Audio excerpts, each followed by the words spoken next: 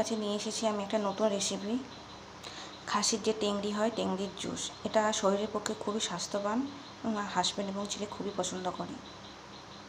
এটা একটা খুবই পুষ্টিকর খাদ্য। ফার্স্ট টাইম আমরা এটা ম্যারিনেট করে নেওয়ার জন্য সামান্য পরিমাণ মতো নুন এবং হলদি মেখে নিলাম।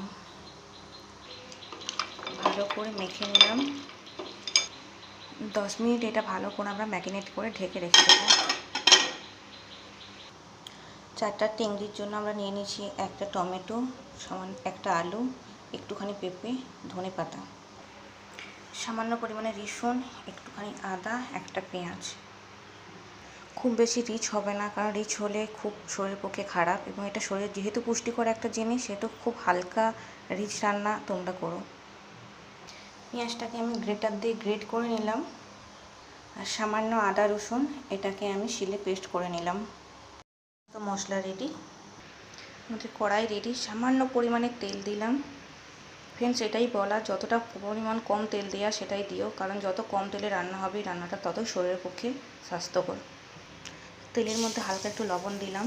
ফ্রেন্ডস, লবণ দেওয়ার কারণ, আমরা যে আদা রসুন পেস্টটা দেবো ওটা দেখবে কড়াইয়ের মধ্যে দিলে খুব লাফালাফি করে, বাট এটা দিলে সেটা করবে না। আদা রসুন তেলের মধ্যে দিয়ে দিলাম, এটা একটু হালকা করে নেড়ে নেব। আদা রসুন পেঁয়াজের যে পেস্ট হালকা হয়ে লাল হয়ে গিয়েছে, আমাদের ভাজা হয়ে গিয়েছে।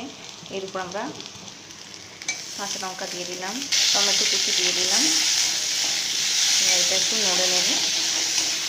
এর মধ্যে আমরা সামান্য পরিমাণে হলুদ গুঁড়ো, সামান্য পরিমাণে জিরে গুঁড়ো, মশলাটাকে একটু ভালো করে কষিয়ে ভেজে নেব।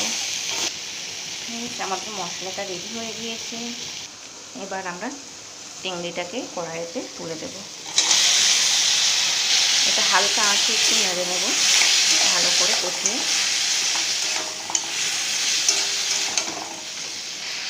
একসাথে আলু, পেঁপে আমরা সব ভালোভাবে কষিয়ে নেড়ে নেব। যেহেতু চিকেন লবণটা আছে এবং মশলাতেও আমাদের লবণ দেওয়া আছে, তোমরা তোমাদের স্বাদ মতো লবণ দিও। আমরা একটু 5 মিনিট এভাবে কষিয়ে নেব হালকা আঁচে। সামান্য একটু ঢাকা দিয়ে আমরা এভাবে একটু কষিয়ে নেব।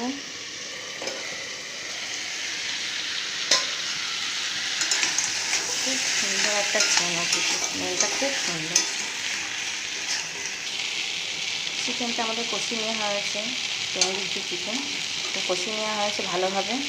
5 মিনিট, বেশি টাইম দিতে হবে না। এটা প্রেসার কুকারে আমরা এটা তুলে নেব। প্রেসার কুকার বলতে চিকেনটা আমরা নিয়ে নিয়েছি। এবার আমরা একটু উষ্ণ পানীয় জল নিয়ে নিচ্ছি। একটু ঠান্ডা জল দিও না, কারণ কাঁচা জল অত স্বাদ, ঠান্ডা জল অত স্বাদ হয় না। একটু উষ্ণ পানীয় জল দিয়ে দিলে এই স্বাদটা আরও সুন্দর হয়ে যায়। এবার প্রেসার কুকারের ঢাকাটা আমরা এভাবে আটকে দেবো। কম করে তো 10টা সিটি দিতেই হবে। যত বেশি সিটি দেবে তত ভেতর থেকে ওর পুষ্টিটা বেরিয়ে আসবে, টেংরির ভেতর থেকে। সরি ফ্রেন্ডস, আমরা ধনেপাতাগুলো দিতে ভুলে গিয়েছিলাম। কুয়ারটা খুলে আমি ধনেপাতাটা দিয়ে দিলাম। আমাদের 10টা সিটি কমপ্লিট। তো এটা আমার আজকে হাজব্যান্ড এবং ছেলের জন্য খুব সারপ্রাইজ। আমার ছেলে খুবই পছন্দ করে এই রেসিপিটা। তো স্কুলে গিয়েছে, স্কুল থেকে এসে এটা দেখলে তো ও খুব খুব খুব আনন্দিত হবে। এটা 10 মিনিট রেখে প্রেসার কুকারের ঢাকনা খুলে নিয়েছি। আমার পরিবেশনের জন্য রেডি, পরিবেশের জন্য পুরোপুরি রেডি টেংরির জুস। তো তোমরা অবশ্যই কমেন্ট করো, শেয়ার করো এবং লাইক করো। খুবই টেস্টি খেতে, অবশ্যই রান্না করো। রান্না করে এটা আমাকে প্লিজ কমেন্ট করে জানিও।